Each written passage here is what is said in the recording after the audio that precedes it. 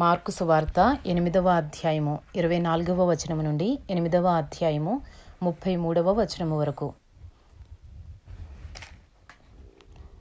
వాడు కన్నులెత్తి మనుషులు నాకు కనబడుచున్నారు, వారు చెట్ల వలె నుండి నడుచుచున్నట్లుగా నాకు కనబడుచున్నారనెను. అంతటా ఆయన మరలా తన చేతులు వాని కన్నుల మీద నుంచగా వాడు తేరు చూచి కుదర్చబడి సమస్తమును తేటగా చూడసాగెను.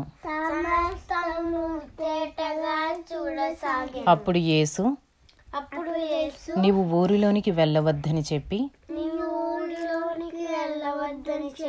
వాని ఇంటికి వానిని పంపివేశాను. యేసు తన శిష్యులతో ఫిలిప్పుదైన కైసరయతో చేరిన గ్రామములకు బయలుదేరెను. మార్గములో నుండగా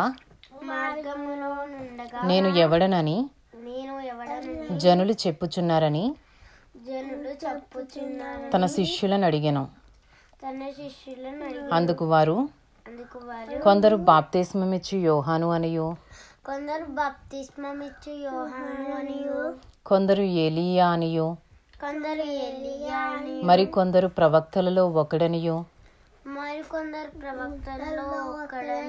చెప్పుకొనుచున్నారనిరి. అందుకైనా మీరైతే నేను ఎవడని చెప్పుచున్నారని వారిని అడుగగా పేతురు నీవు క్రీస్తు అని ఆయనతో చెప్పెను. అప్పుడు తన్ను గూర్చిన ఈ సంగతి ఎవనితోనూ చెప్పవద్దని ఆయన వారికి ఖండితముగా చెప్పెను.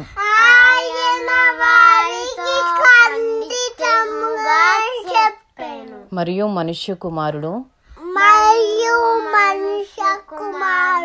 అనేక హింసలు పొంది పెద్దల చేతను ప్రధాన యాజకుల చేతను శాస్త్రుల చేతను ఉపేక్షింపబడి చంపబడి 3 దినములైన తరువాత లేచుట అగత్యమని ఆయన వారికి బోధింపనారంభించెను.